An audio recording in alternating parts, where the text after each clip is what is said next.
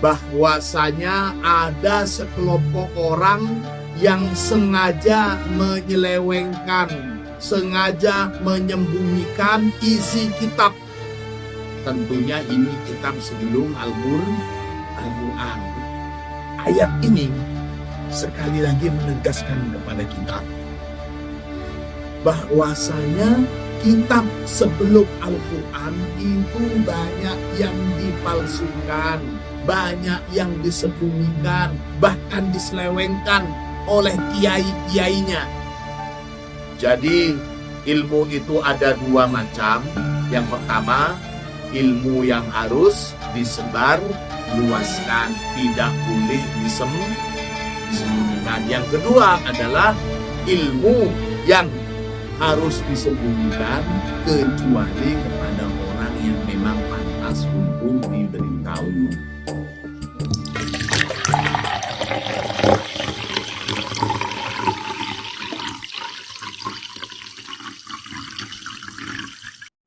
Bismillahirrahmanirrahim. Alhamdulillahirabbil alamin.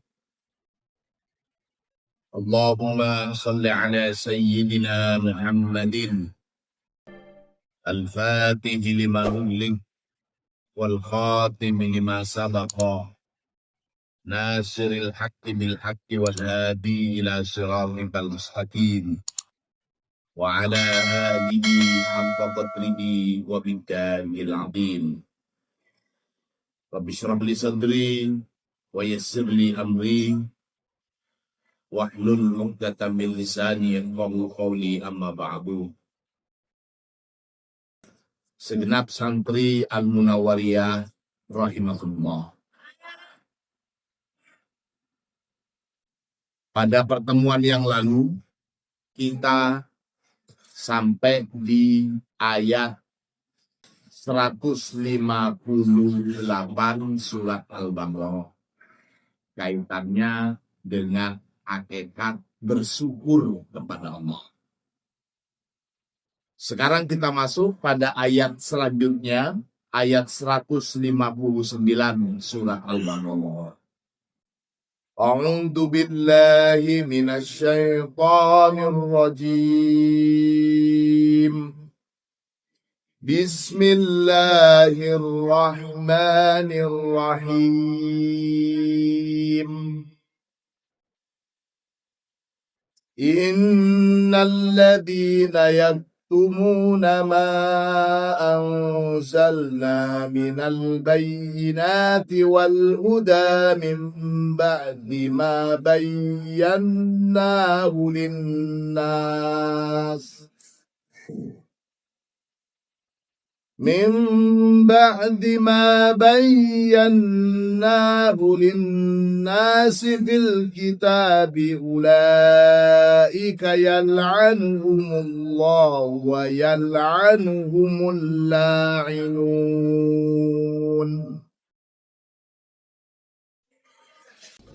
Innalladzina, sesungguhnya orang-orang, yaktumuna, yang menyembunyikan, yaktumuna, yang menyembunyikan.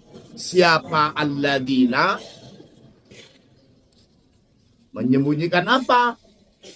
Ma, pada apa-apa.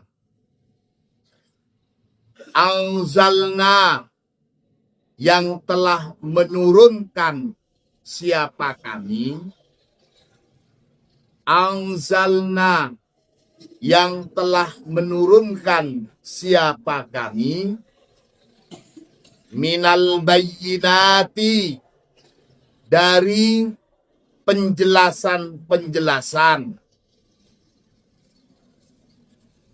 Minal bayyinati, dari penjelasan-penjelasan.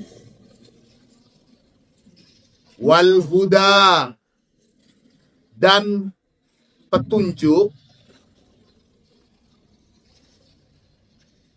Mim ba'di ma, setelahnya ma barang. Bayyana, yang telah menjelaskan. bayyana, yang telah menjelaskan siapa kami, hu, pada ma, linnasi, bagi umat manusia, fil kitabi, di dalam kitab. Sesungguhnya orang-orang yang menyembunyikan apa yang telah kami jelaskan dan kami turunkan di dalam kitab, mereka itu, ulaika, adapun mereka itu yang menyembunyikan keterangan yang ada di dalam kitab, mereka itu yal'anu, melaknat, yal'anu, melaknat, hum, pada ulaika, Allahu, siapa Allah,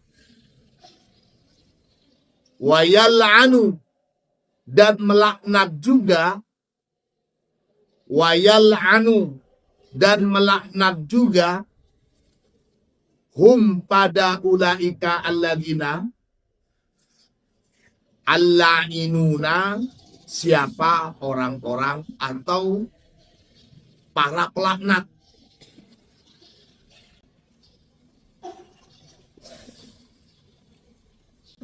Ayat ini menegaskan bahwasanya ada sekelompok orang yang sengaja menyelewengkan, sengaja menyembunyikan isi kitab.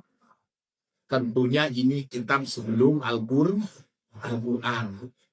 Karena kitab Al-Quran itu sudah dijamin langsung orisinalnya, otentiknya oleh Allah. Al-Quran tidak bisa diselewengkan.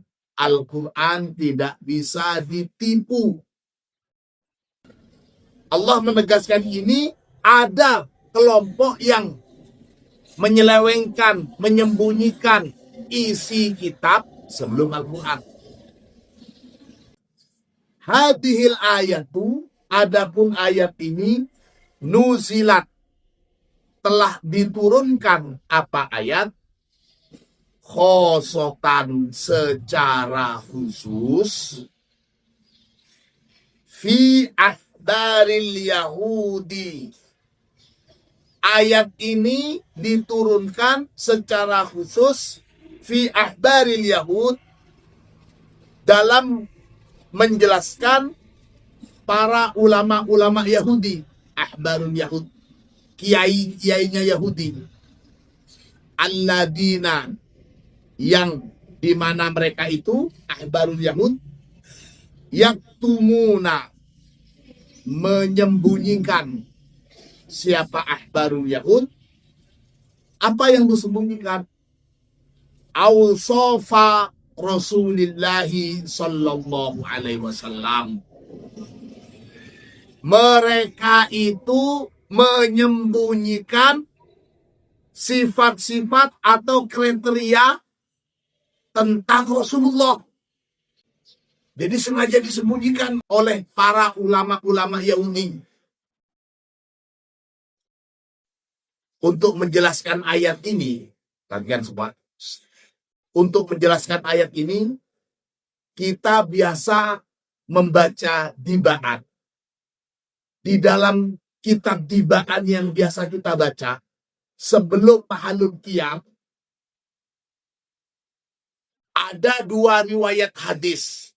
Dua riwayat hadis yang tertulis sebelum keterangan tentang detik-detik kelahiran Rasulullah. Saya bacakan satu riwayat hadis di sana. Ada riwayat begini. An Atha bin Yasar, an Ka'bil Ahbar, qala. Dari Atha bin Yasar, dari Ka'bil Ahbar. Ka'ab bin Ahbar ini adalah seorang Yahudi yang kemudian masuk Islam. Dia itu salah satu kiainya kaum Yahudi. Kalau ada istilah penginjil, dia itu pentaurat. Kalau di Al-Quran nggak ada istilah Al-Quran. Kalau penginjil itu istilah mereka yang mengajarkan tentang Injil, isi Injil. Mungkin ini bisa disebut Pentaurat. Di Al-Quran tidak ada istilah Pengquran. Nggak ada. Nah, Ka'bul Ahbar ini menjelaskan di dalam kitab di bahan yang sering kita baca. Qala, Ka'bul Ahbar berkata, Allamani abi at-Taurata. Bapak saya itu mengajarkan kepadaku isi kitab Taurat. Jadi bapaknya Ka'bul Ahbar ini juga seorang kiai Yahudi. Anaknya juga menjadi kiai Yahudi. Isi kitab Taurat diajarin oleh bapaknya. Katanya Ka'bul Ahbar, bapak saya telah ngajarin saya isi kitab Taurat. Illa sifron wahidan. Kecuali ada satu lembar yang enggak diajarin. Jadi sengaja disembunyikan isi kitab Taurat itu. Dan Ka'bul Ahbar tahu kalau bapaknya itu menyembunyikan satu lembar gak diajarin. Kana yakhtimuhu wa yudkhiluhu as-sunduqa. Bapak saya itu menyembunyikan satu lembar dalam kitab Taurat itu dan dimasukkan ke lemari. Supaya nggak dibaca mungkin oleh anaknya. Supaya nggak dibaca oleh orang-orang Yahudi. Falamma mata abi, ketika bapak saya sudah mati, fatahtuhu faidan fihi nabiyyun yakhruju akhir zaman. Ketika bapak saya sudah mati, saya penasaran apa sih yang disembunyikan oleh bapak saya. Saya buka lembarnya, saya ambil lembaran yang disembunyikan itu. Ternyata faidan fihi nabiyyun yakhruju akhir zaman. Ternyata di dalam lembaran yang disembunyikan itu terdapat keterangan tentang seorang nabi yang nanti muncul di akhir zaman. Di dalam keterangan itu. Mauliduhu di Makkah. Kelahirannya nabi ini di Mekah. Wa hijratuhu bil Madinah.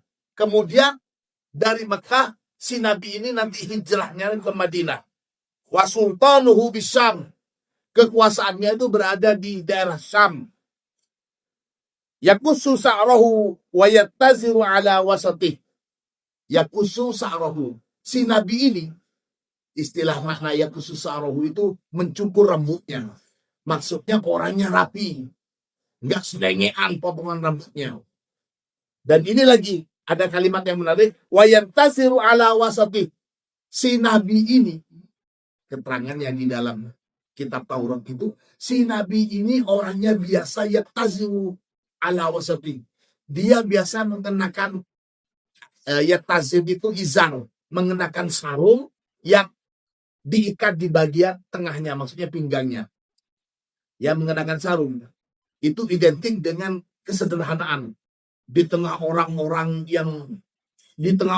Arab yang menggunakan jubah dengan komentaringan pakaian, jubah yang panjang sampai menyapu lantai. Si nabi ini katanya di dalam kitab Taurat itu mengenakan pakaian seperti sarung yang diikat tengahnya, menunjukkan kesederhanaan. Dan mungkin begitu dulu tipikal orang-orang yang mengembala, karena Rasulullah itu juga pengembala. Ditunjukkan kesederhanaannya. Maka bagi laki-laki, kalau kita pakai sarung, kita niatin ini tidak lain adalah mengikuti sunnah Rasulullah. Enggak harus juga. Di kitab itu wayat tasiru ala wasati. Itu sarung, mengenakan sarung, menunjukkan pakaian sederhana. Yakunu khairal anbiya wa ummatuhu khairal umam. Si nabi ini menjadi sebaik-baik semua nabi dan umatnya nabi ini menjadi sebaik-baiknya umat. Allahumma shalli ala Muhammad. Anak-anakku sekalian, Allah. Jadi nyambung antara ayat 159 surat Al-Baqarah dengan apa yang tertera di dalam kitab tibaan yang sering kita baca. Para kiai-kiai Yahudi itu tentu tidak ingin ternyata Nabi terakhir itu orangnya dari Mekah, orang Arab, orangnya sederhana, bukan keturunan Bani Israel. Jadi diterangin itu, ternyata dia tuh orang Mekah, hijrahnya di Madinah. Karena sebelum Rasulullah, hampir semua nabi-nabi, mulai dari Nabi Ishak, putranya Nabi Ibrahim, Nabi Ishak, Nabi Yakub, Nabi Yusuf, semuanya nabi-nabi, Nabi Musa, Nabi Isa, semuanya itu adalah para Bani Israel. Bani Israel ini, mereka itu klaim apa namanya? Nabi Ibrahim punya 2 istri, yang pertama Sarah, yang kedua Hajar. Sarah ini, ya kalau dibandingkan Hajar ini kodon seorang budak, sementara Sarah ini memang istri aslinya Nabi Ibrahim. Siti Hajar ini istri hadiah. Tapi karena nggak bisa punya anak, konon Nabi Ibrahim kemudian menikah lagi dengan Siti Hajar ini. Setelah nikah dengan Siti Hajar, punya anak. Karena Nabi Ibrahim sayang sekali dengan anaknya Siti Hajar yang Ismail. Singkat cerita, akhirnya ditaruhlah Nabi Ismail dengan ibunya Siti Hajar ke satu tanah yang tandus yang sekarang kita kenal dengan Mekah. Sementara Sarah, setelah beberapa waktu kemudian, dia punya anak. Anaknya bernama Ishak. Kala itu Siti Sarah sudah tua. Nabi Ibrahim itu juga sudah tua. Si Sarah ketika mendengar kalau dia akan punya anak, lantas Siti Sarah ketawa terbahak-bahak. Konon karena Siti Sarah tertawa terbahak-bahak saking lucunya, merasa lucu dia punya anak, maka anaknya disebut dengan Ishak. Ishak itu maknanya tertawa terbahak-bahak. Jadi Ishak.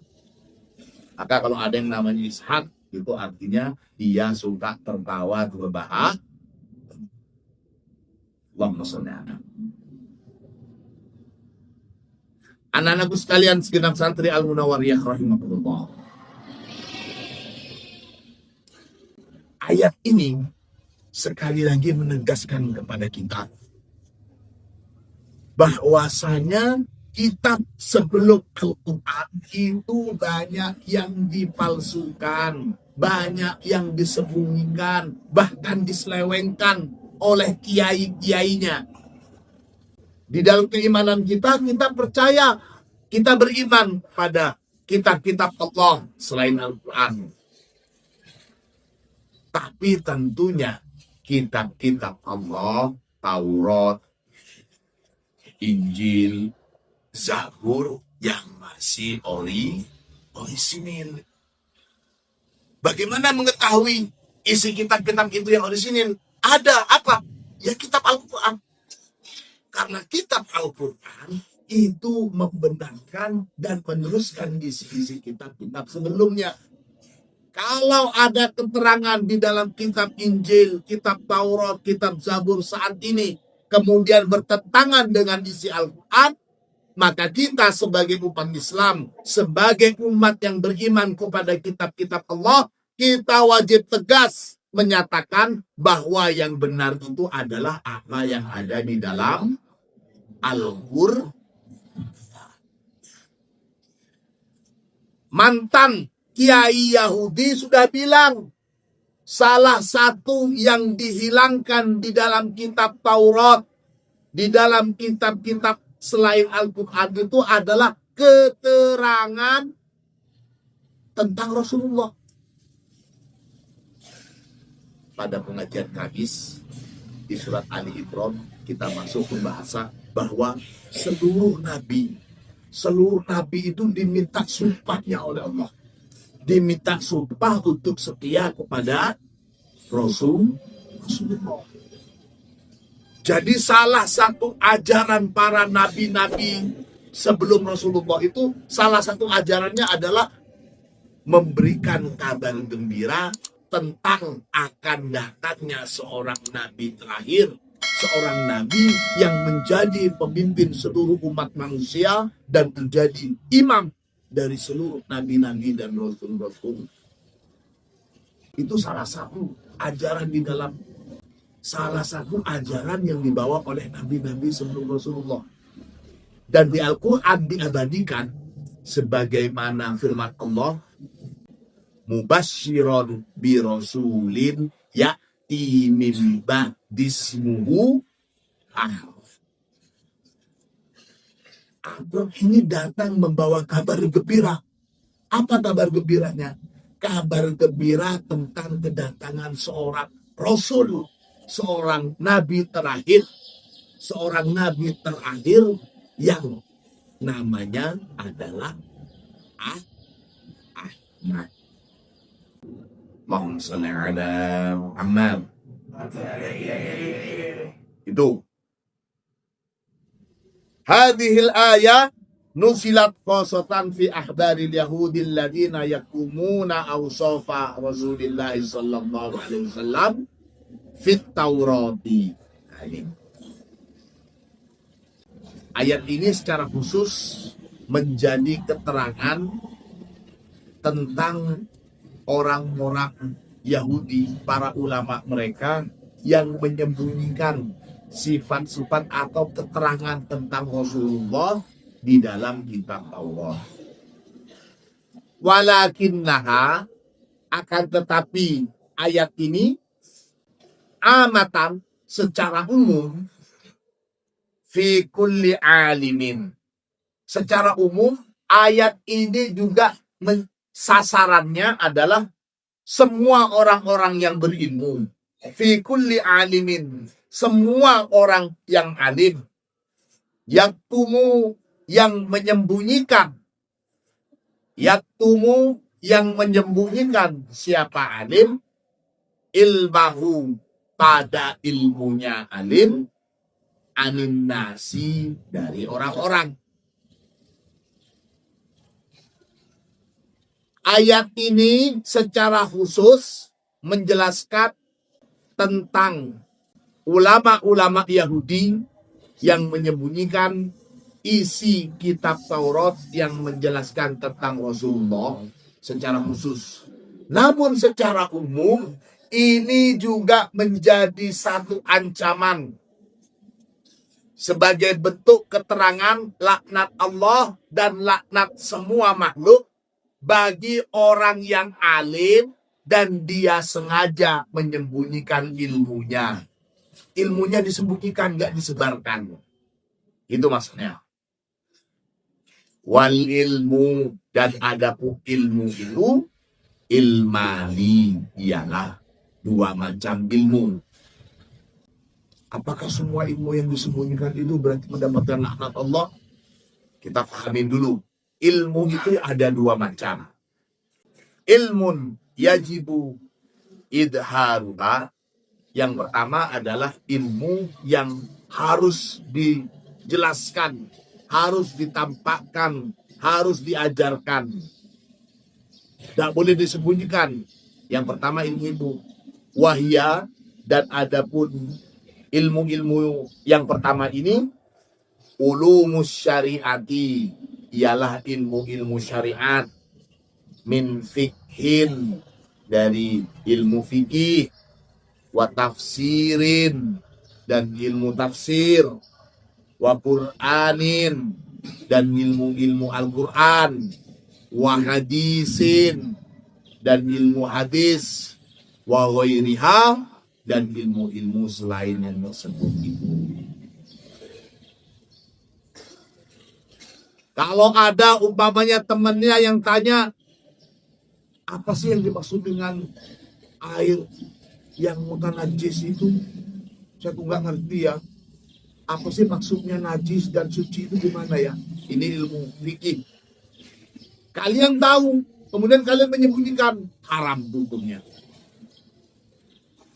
Sengaja biar dia nggak tahu, biarin saja biar dia nggak tahu najis sama suci, biar dia nggak usah dikasih tahu. Disembunyikan ilmu begini, haram hukumnya. Hati-hati dilaknat oleh Allah. Alhamdulillah, subhanallah. Itu juga dengan ilmu tafsir, ilmu Al-Quran, cara bacanya, cara memahaminya. Kalian dengar baca temennya salah, main tabrak-tabrak aja bacaannya, gak pakai tajwid, dia nggak ngerti fathah kasroh. Kalian tahu, kalian nggak ngasih tahu, disembunyikan sengaja biar temennya bodoh. Hati-hati dilaknat oleh Allah. Alhamdulillah, subhanallah.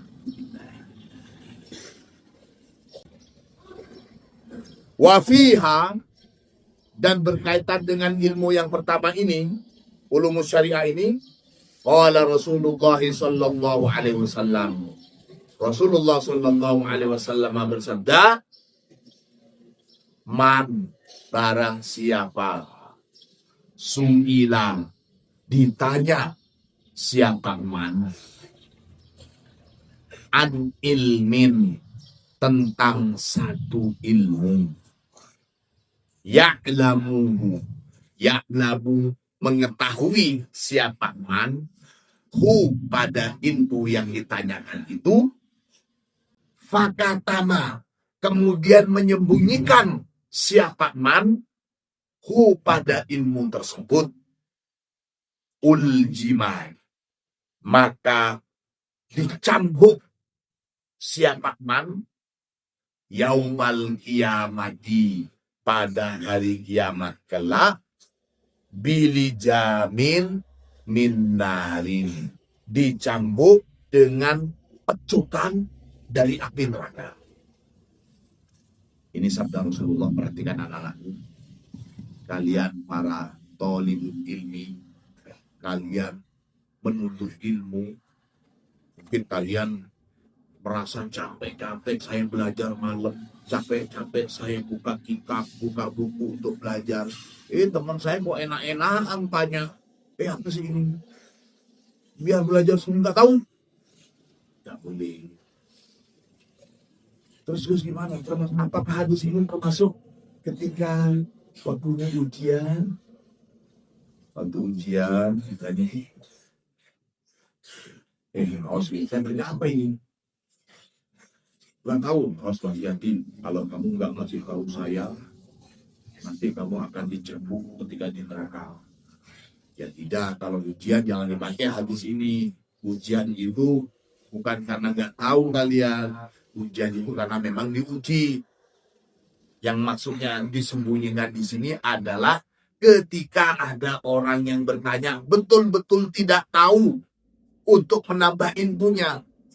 Kalau ketika ujian itu bukan ingin tahu untuk menambah ilmunya, tapi supaya baik nilainya, bukan karena tidak tahu itu. Jadi hadis ini tidak bisa dijadikan hujah untuk mereka yang suka nyontek ketika ujian. Gini betul. Ada teman-teman yang suka nyontek ketika ujian? Siapa? Saya sendiri. Allahumma shalli ala Muhammad. Kali lagi. Qala Rasulullah sallallahu alaihi wasallam,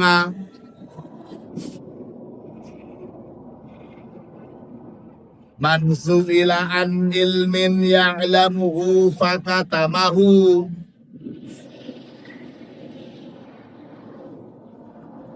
uljima yaumal qiyamati bilijamin min nar, Man su'ila an ilmin ya'lamuhu fakatabahu uljima yaumal qiyamati bilijamin min nar.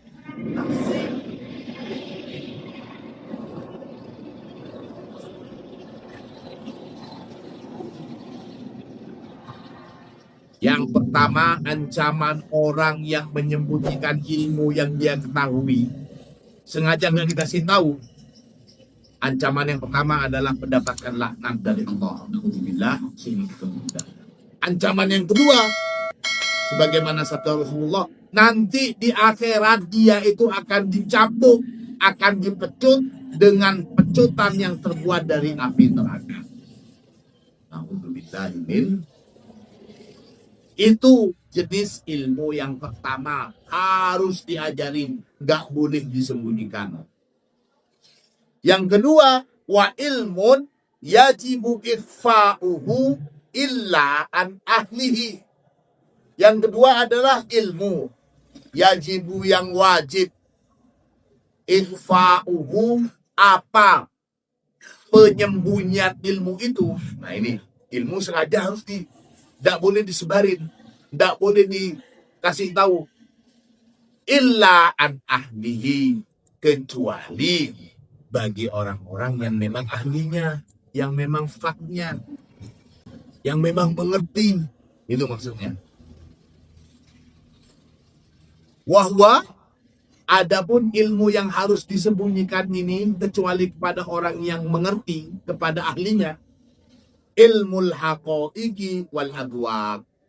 Itu adalah ilmu-ilmu hakikat dan ilmu al-adwaq. Ya, itu ilmu makrifat.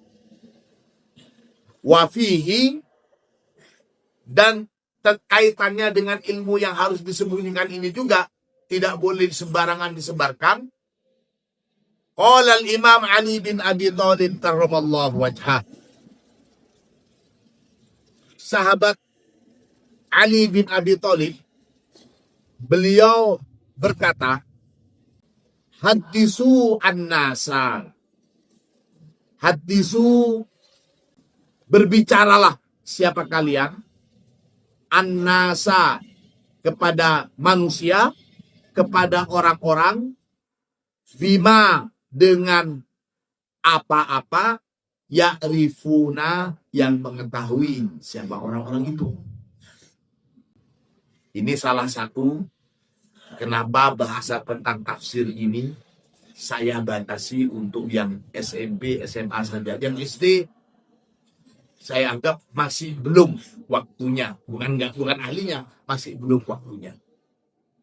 Di sini hadisu an-nasa bima ya'rifun. Berbicaralah kamu kepada orang-orang dengan apa-apa yang mereka ketahui, sesuai dengan kadar pemahaman mereka. Atuhibbuna ayyukandaballahu wa rasuluh. Kenapa kok harus berbicara dengan sesuai dengan batas pemahaman mereka? Utamanya di dalam ma'rifat, hakikat, dan al-adwaq itu.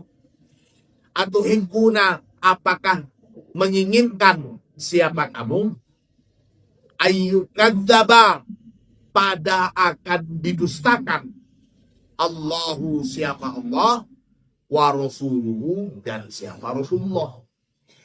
Efeknya, kalau membicarakan tentang ilmu hakikat, ilmu makrifat kepada orang yang bahkan gak ngerti syariat, khawatir, katanya Sayyidina Ali, atuhibbuna ayyukadzaballahu wa rasuluhu. Dalam keterangan lain, Rasulullah Shallallahu Alaihi Wasallam bersabda, Inna Isa ibna Maryam, sesungguhnya Isa putra Maryam, salawatullahi wa alaihi wasallamu, semoga salawat Allah dan salam Allah untuk Isa putra Maryam, qoma fi bani Israel faqala, qoma, telah berdiri siapa Isa bin Maryam, fi Bani Israila, di tengah umat atau di tengah kalangan Bani Israel.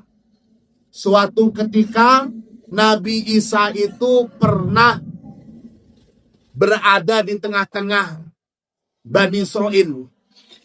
Faqala, kemudian berkata, siapa Isa bin Maryam?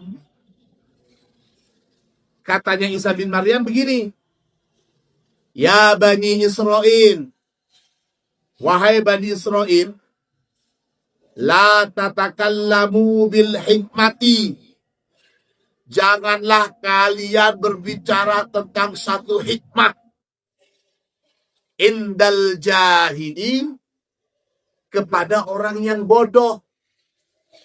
Jangan berbicara hakikat, jangan berbicara tentang sesuatu yang sangat mendalam maknanya. Jangan berbicara tentang filsafat kepada orang bodoh. Fatadlimuha, kalau kamu berbicara tentang sesuatu yang mendalam, satu hikmah yang tidak nyangke orang bodoh untuk memahaminya, itu artinya tadlimuha, fatadlimuha, sungguh kamu telah berlaku dolim pada hikmah itu. Sesuatu yang sebenarnya bagus, maknanya sangat dalam, tapi karena kamu jelaskan kepada orang bodoh, maka nilai sesuatu yang sangat bagus itu, nilai sesuatu yang sangat mendalam itu, jadi tidak ada artinya. Di saat itulah, katanya Nabi Isa, kamu telah mendolimi ilmu hikmah itu. Wala tamna'uha, kemudian Nabi Isa melanjutkan, wala tamna'uha, dan janganlah kamu menyembunyikan satu hikmah ahlaha, pada orang yang memang pantas untuk menerima hikmah itu, untuk menerima isi yang mendalam itu, kepada orang yang memang mengerti hakikat isi satu makna. Jangan disembunyikan itu. Fatadlimuhum, maka sungguh kamu sudah mendolimi mereka, orang-orang yang memang pantas untuk mendapatkan pengertian atau ilmu hikmah tersebut. Ini. Jadi ilmu itu ada dua macam. Yang pertama, ilmu yang harus disebar luaskan, tidak boleh disembunyikan. Yang kedua adalah ilmu yang harus disembunyikan kecuali kepada orang yang memang pantas untuk diberitahu. Ini. Ulaika yal'anuhumullah. Ayat tadi mengatakan orang yang sengaja menyembunyikan ilmu, menyembunyikan kebenaran, menyembunyikan keterangan dari Allah yang ada di dalam kitab Taurat. Mereka para ulama Yahudi itu dikatakan ulaika, adapun mereka itu yal'anuhumullah. Mereka itu mendapatkan laknat dari Allah. Allah Ta'ala yal'anu wa yahdu. Allah Ta'ala, adapun Allah Ta'ala yal'anu, melaknat siapa Allah, wa yahdu, dan mengancam siapa Allah. Kama qala Rasulullah sallallahu alaihi wasallam, sebagaimana sabda Rasulullah, Allahumma, ini suatu ketika Rasulullah pernah berdoa, Allahumma, ya Allah, inna Amr bin As, sesungguhnya Amr bin As, hajati. Amr bin As itu telah menyindir atau menfitnah saya ya Allah. Ini Amr bin As sebelum masuk Islam ya. Amr bin As ini termasuk tokoh Quraisy. Dia itu terkenal sangat diplomatis, dia pandai berbicara dan terkenal pintar. Tapi waktu itu masih juga masuk Islam. Termasuk tokoh yang sangat membenci Rasulullah, Amr ibnu As. Maka ketika dia menyindir dan menfitnah Rasulullah nggak bisa menjawab, Rasulullah nggak bisa membalas. Sampai suatu ketika Rasulullah berdoa, Allahumma inna Amr bin As hajani, wa huwa ya'lamu anni lastu bisyairin. Wa huwa adapun Amr bin As itu ya'lamu mengetahui siapa Amr, anni bahwasanya saya lastu bisyairin bukanlah seorang penyair. Syair di kalangan Arab terdahulu saat di zaman jahiliyah, sebutan syair itu adalah sebutan yang bergengsi, orang yang pintar. Termasuk kebanggaan orang Arab pada waktu itu ketika mereka terkenal dengan bisa berbahasa Arab dengan fusha, tidak tahan. Jadi orang Arab dulu itu kalau melihat orang berbahasa dengan baik, apalagi dilakukan dengan syair-syair yang luar biasa, mereka itu akan dihormatin. Seorang jaga penyair yang bisa merangkai kata-kata dengan indah, orang Arab dulu itu sangat bangga dan sangat menghormati. Karenanya dulu itu ada satu tradisi, kalau ada syair yang bagus, maka pasti akan ditempelkan di Ka'bah, di Baitullah. Disebut dengan ta'liqat atau mu'allaqat.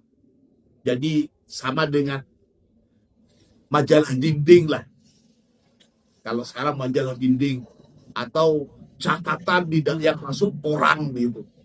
Saking menghormatinya karya-karya sastra pada waktu itu. Maka tidak heran mukjizat Rasulullah adalah Al-Quran yang isi dalam Al-Quran itu luar biasa. Baik dari segi sastranya, isinya, dan semuanya. Makanya semuanya kaget ketika seorang Muhammad yang dikenal ummi, tidak bisa baca, tidak bisa menulis, tapi bisa menyampaikan satu kalimat-kalimat yang luar biasa. Amr bin As yang terkenal pinter, terkenal cerdas, pandai berdiplomasi, dia kaget.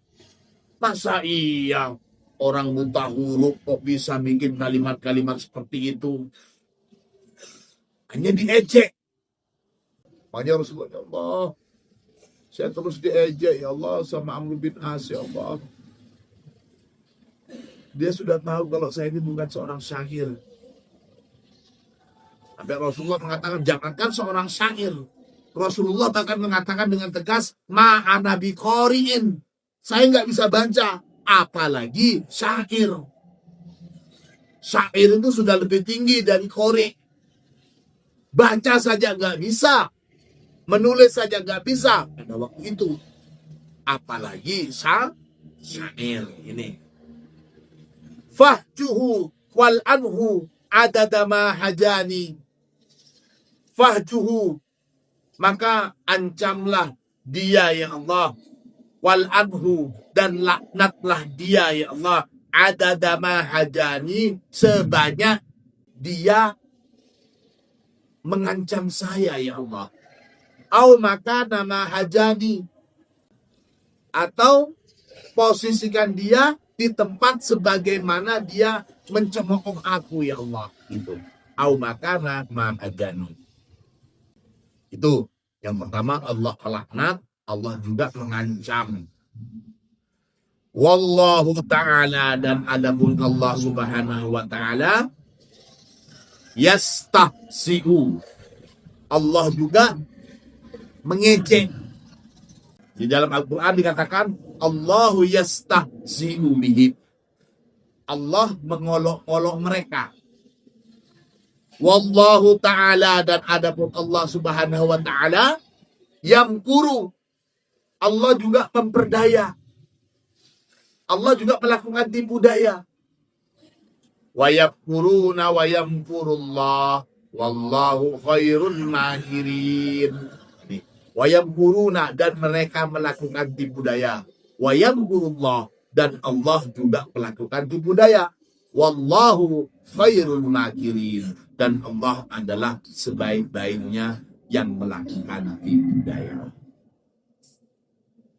Al-la'nu, adapun laknat, wal hijabu, dan pengejekan, wal istihza'u, dan pengolok-olokan, wal makaru, dan tipu daya, wa ma syabahahum, dan apa-apa yang sejenisnya, ngejek, melaknat, menipu daya, congocok, dan sebagainya. Itu minallahi ta'ala. Hal-hal yang seperti itu, kalau dari Allah gitu, minallahi ta'ala, huwa min qabilit tajalliyatil ilahiyah.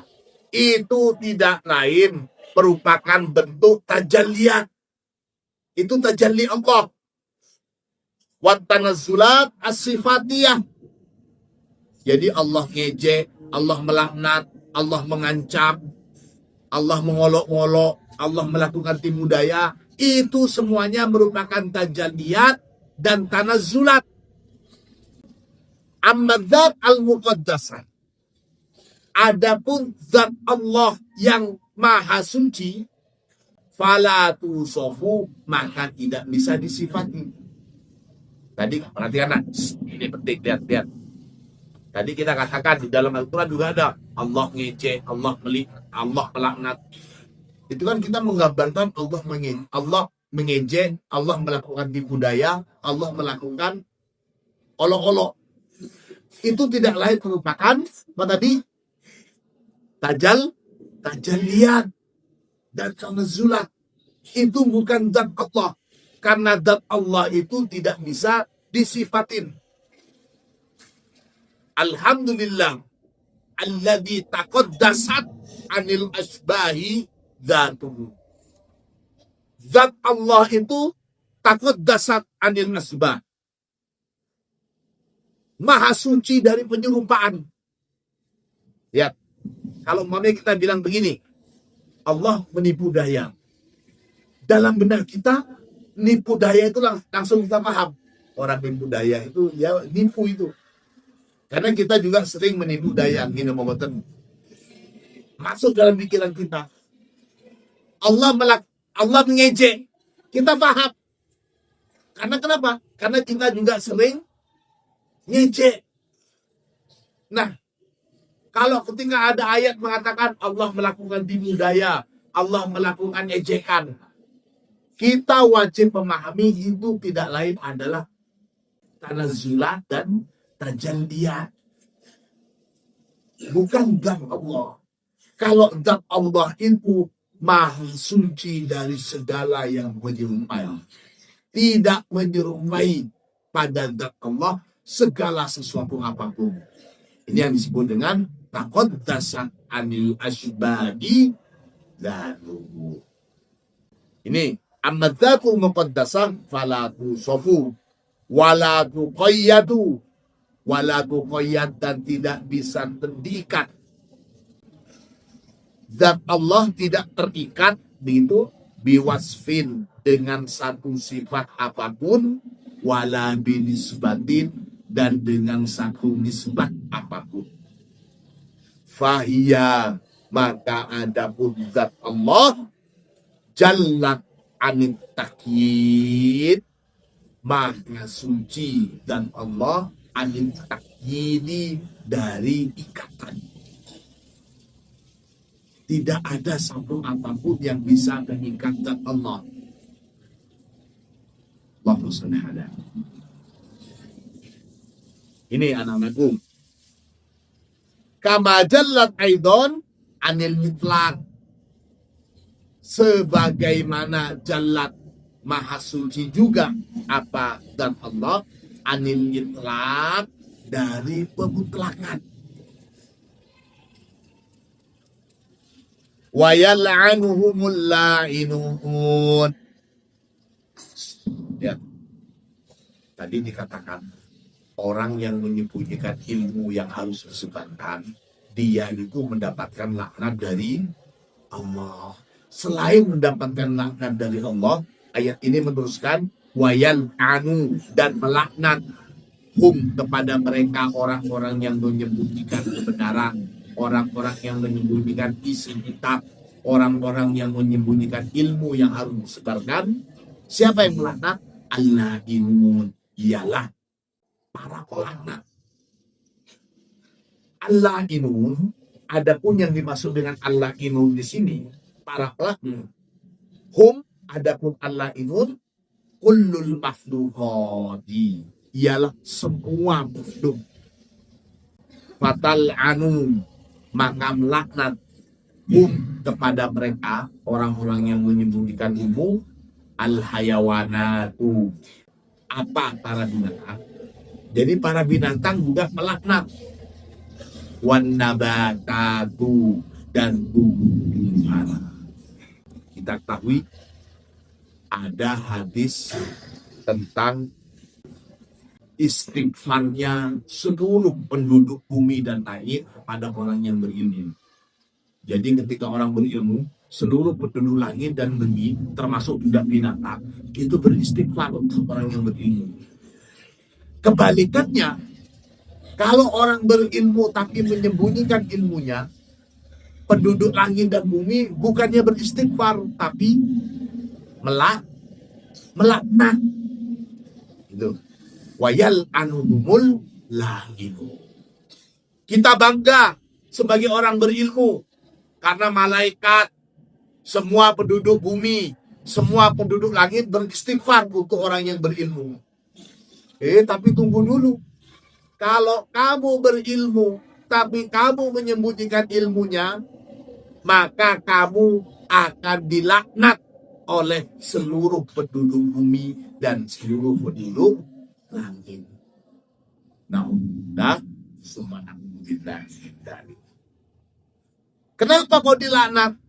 Li'annaha, karena sesungguhnya makhluk sini muniat, terhalangi, al-qitoru, apa tetesan air hujan, maksudnya minas samai, dari langit, bisa danihim, dengan sifat mereka.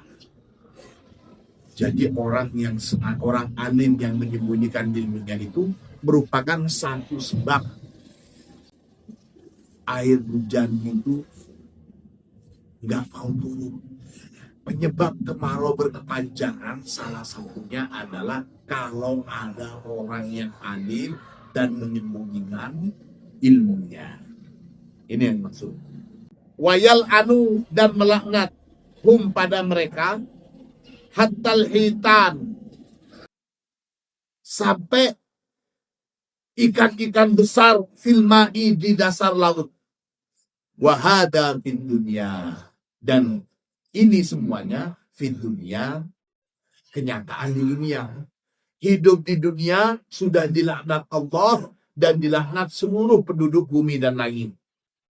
Apa fil akhirati, adapun kelak nanti di akhirat, fayal anu, maka akan melaknat ba'duhum, siapa sebagian dari mereka, ba'dun, kepada sebagian yang lain. Jadi nanti mereka akan saling melaknat di akhirat. Ullama dakhalat ummatun la'anat ukhtaha.